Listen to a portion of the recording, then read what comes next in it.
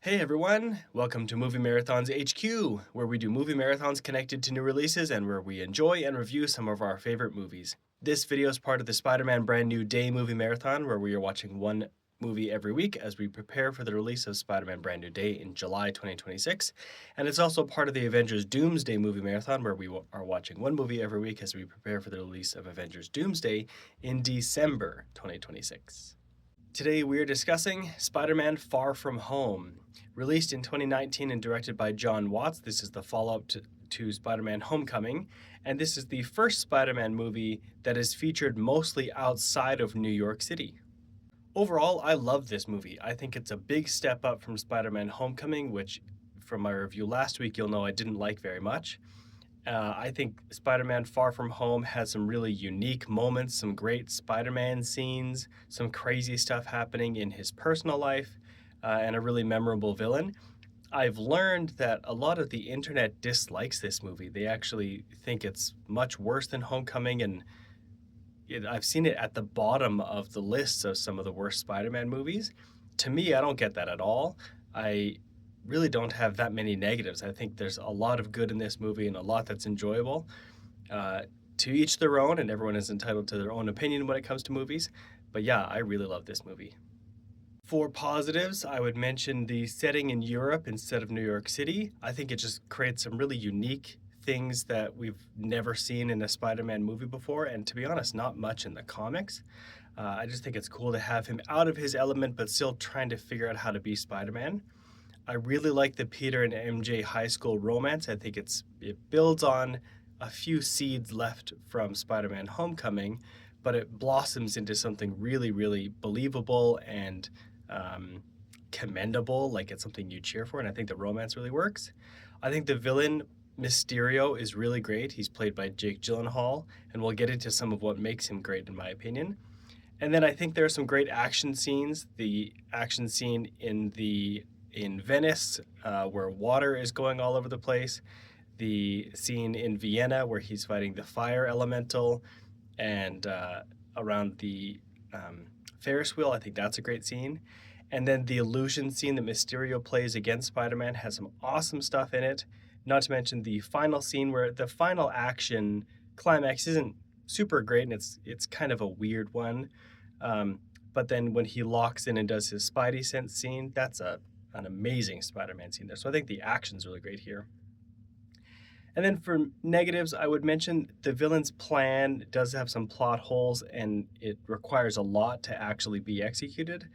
And then just kind of some of the parts about the villain's backstory once it gets revealed, I don't think really makes sense.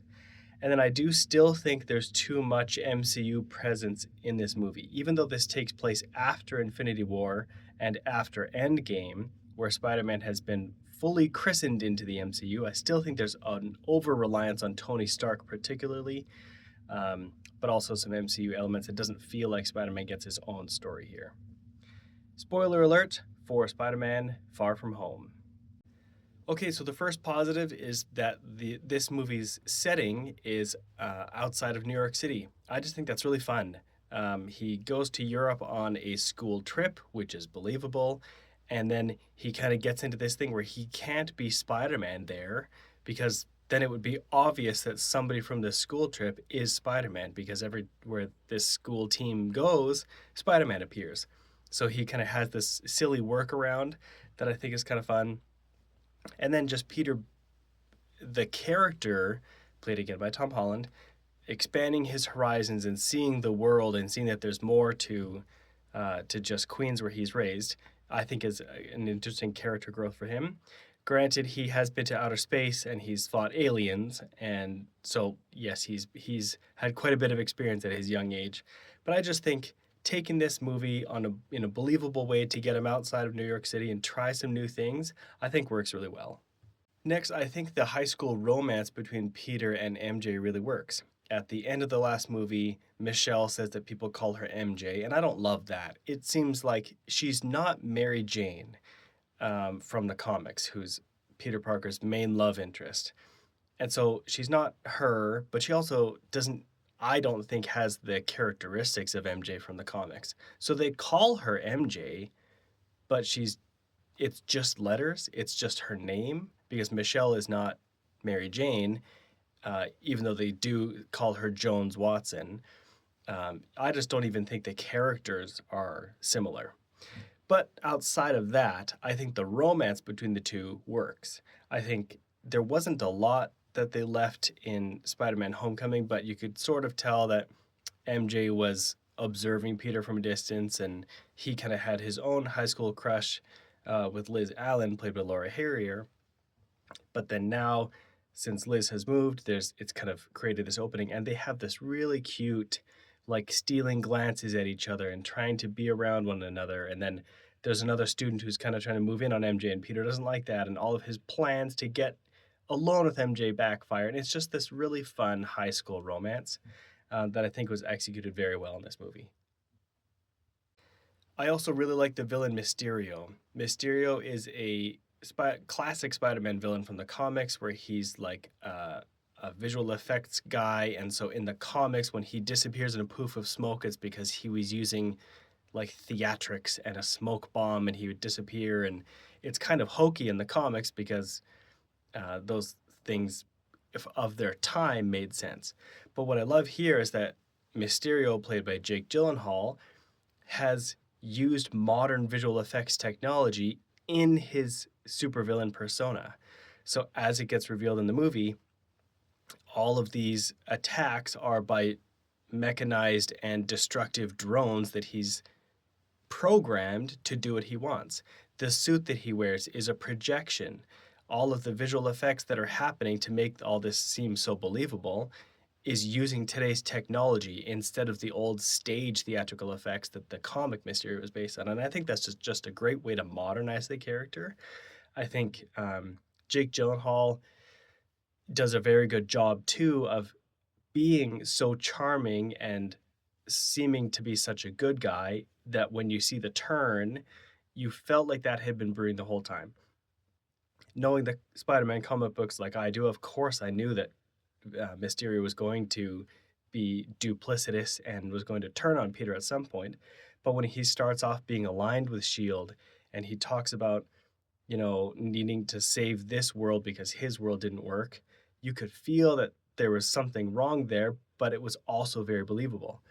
Then when we find out that he's been working behind the scenes to try to get these glasses from Peter the whole time, it feels like a good payoff. And then I think Jake Gyllenhaal kind of shows his psychoticness after that. So I think it's a very memorable villain, very different kind of villain, and one that really stands out amongst the pantheon of Spider-Man villains in all these movies.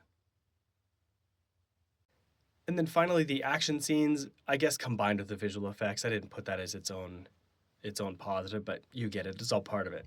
I just think some of the action here is really cool. In the beginning of the movie, Peter and all of his school friends are in Venice, which is a city built on the canals and surrounded by water.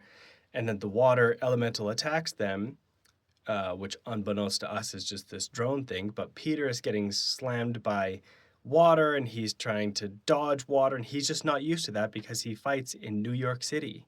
So I think that's really cool. And a lot of the effects look great. You can tell there's some practical stuff where they actually unleashed water on the actors and stunt performers and broke away parts of the set. And then they also use visual effects to build on that, but I think that's a great scene. And then there's the action scene where they're fighting the fire elemental, which is kind of lava and burning everything. And Peter's trying to fight it, but not let it get any metal, which will make it grow. I think there's some cool stuff there. And then when Mysterio kind of says that he's going to sacrifice himself, I think that works in that scene. And then we get to, I think I would say my favorite action scene, which is when Peter now knows that Mysterio is a bad guy and he goes to take him down, but then Mysterio is using all of these illusions and projecting this environment around him in really haunting and crazy ways. It felt straight out of a comic book when he's in a hall of mirrors and he can't tell what's real, and he's tries to punch something and punches a concrete column. It just felt so disorienting. And I thought that was a really, really powerful scene where Mysterio showed us that he was really in control and actually quite powerful in his own way. And then finally at the end, he's fighting a big, massive drone cloud, which that does sort of lose its appeal because it feels like Yeah, there's a lot of drones he has to take down, but it's drones. All he has to do is punch them or slam them together, and it doesn't seem that much of a challenge for him. Um, so I don't love that part of it. But then when he gets on what kind of seems to be like a air tunnel or bridge type of thing, and he's in there with Mysterio on one side, in with a whole bunch of drones in the middle, and he closes his eyes, which you get to see in the suit, of course. He closes his eyes, and then he relies on his spidey sense, or his Peter tingle, as they jokingly call it in this movie. And he just goes through and uses his instinct and destroys all of these very dangerous drones in a really, really cinematic and fluid and acrobatic style. And that's just such a great scene. So I think the visual effects are are very well done, especially since it's like a tongue-in-cheek reference to actually being visual effects. And then I think all the action scenes work very well. Then for negatives, I do like the villain, as I said, but I don't really like the villain's plan. It gets revealed that Quentin Beck was spurned by Tony Stark back in Captain America Civil War, and he and a whole bunch of other people, including a very nice cameo from Peter Billingsley, who had a very tiny role in Iron Man 1. So he's kind of back because he was also spurned by Tony Stark. Um, but the whole plan is these guys were all offended by Tony Stark, so they're taking it out on Peter Parker. So it's again referencing that these are really Iron Man villains in Spider-Man's movie. Um, and so it just kind of it doesn't feel very cohesive. It feels like Spider-Man is fighting another hero's villains. And then as you kind of see how the plot works out, or the plan works out, you can see the plot holes emerge, that all of these things had to work together so perfectly, which just seems like there's so many things they couldn't plan for, and yet it all worked out that they got the glasses and then Peter has to get the glasses back. Um, and then this came out in 2019, which was after Endgame and sort of the beginning of the multiverse saga in the MCU. And so Quentin Beck says, we could have used somebody like you in our world.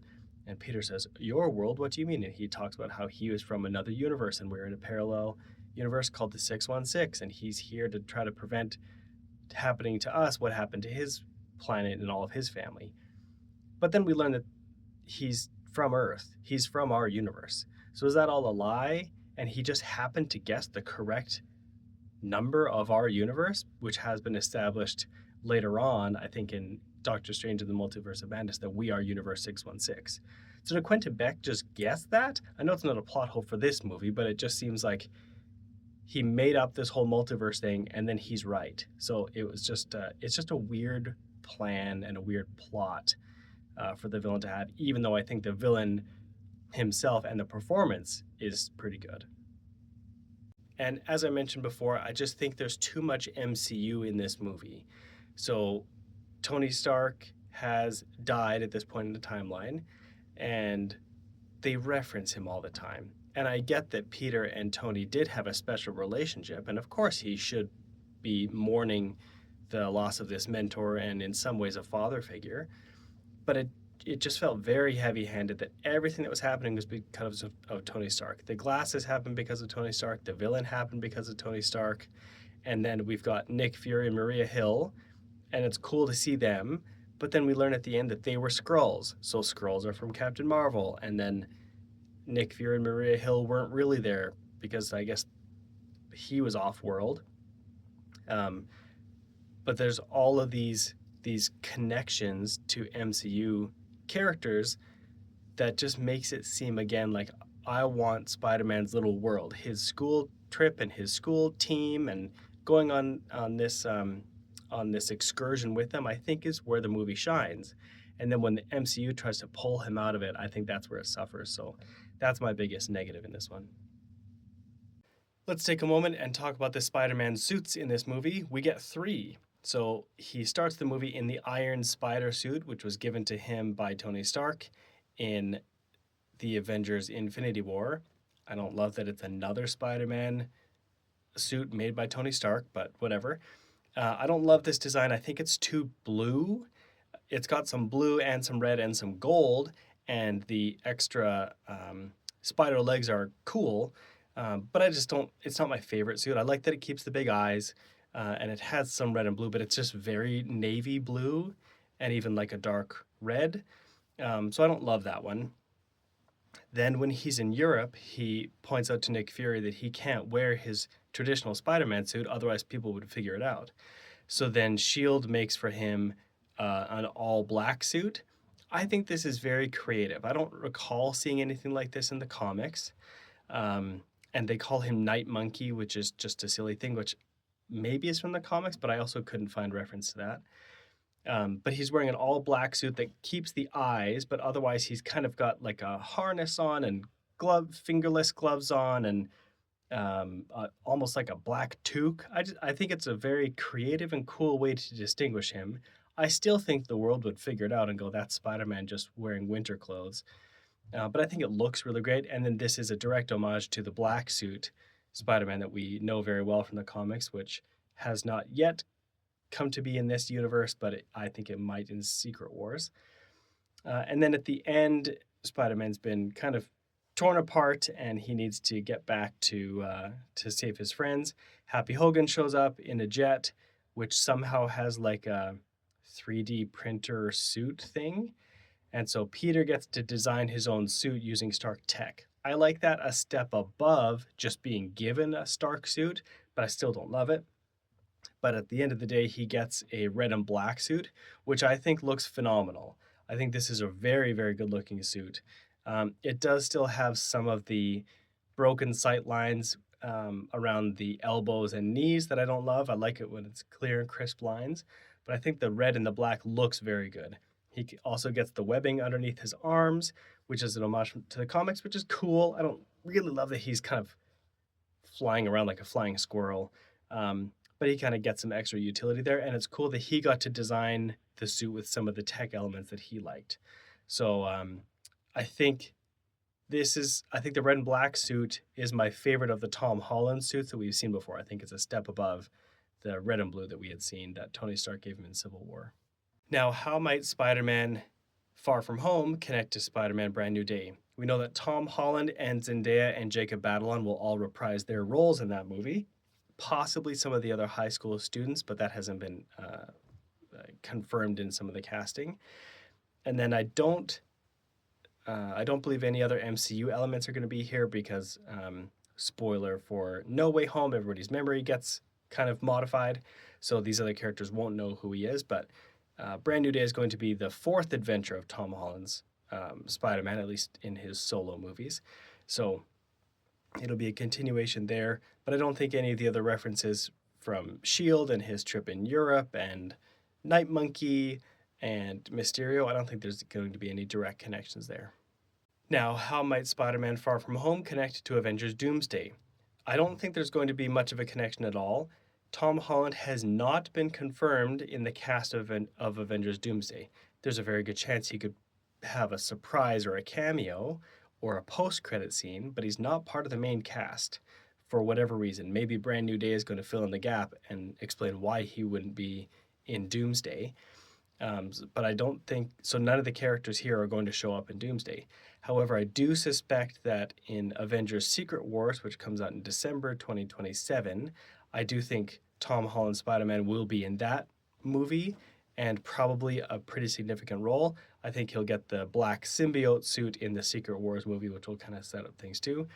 There's also a chance he could get the symbiote in Spider-Man Brand New Day. There's been some Easter eggs of that. So that's my review of Spider-Man Far From Home. What do you think of this movie, and how do you think it might connect to Spider-Man Brand New Day or Avengers Doomsday? Make sure to let me know in the comments below. Follow Movie Marathons HQ on Instagram, TikTok, and YouTube, and also on Letterboxd, where you can see all of the movie marathons going on right now. The next movie in this marathon is Spider-Man No Way Home. See you at the movies.